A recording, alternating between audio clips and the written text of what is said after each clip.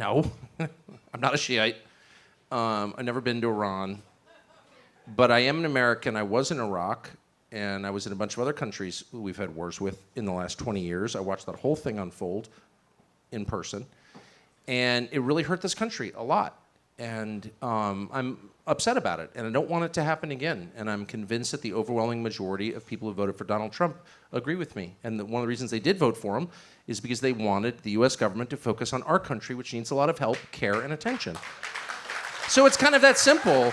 And it's with no hate toward, by the way, if I were Israel, I'd be super concerned about Iran. I wouldn't want them to get the bomb. I don't begrudge anybody. If I was Iran, I'd be mad about Israel. It's like, it's all fine. None of those are my countries.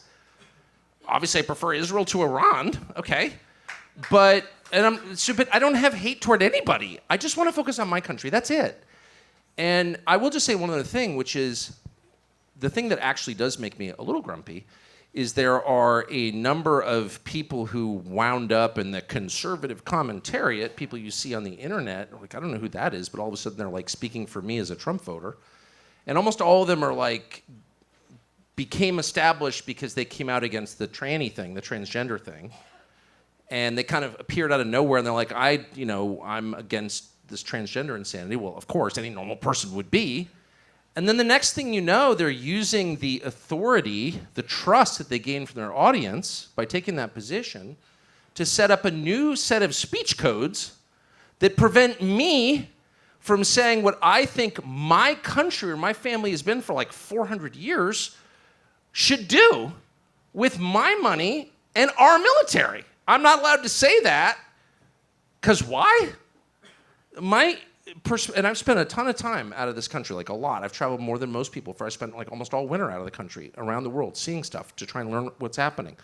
But I'm fundamentally only concerned with the long-term success of America because that's where I live and that's where my ancestors are buried, that's where my children are growing up.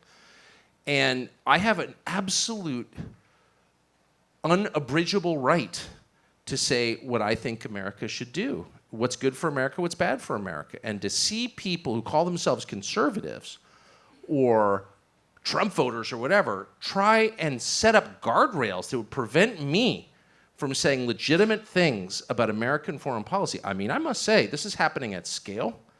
There are a number of famous people who are doing it. Well, that's outrageous. You can't say, what? I can't offer an opinion on where I think we should go to war? As someone who's covered a bunch of wars and seen this stuff, has like been in Washington my whole life, I know how this works.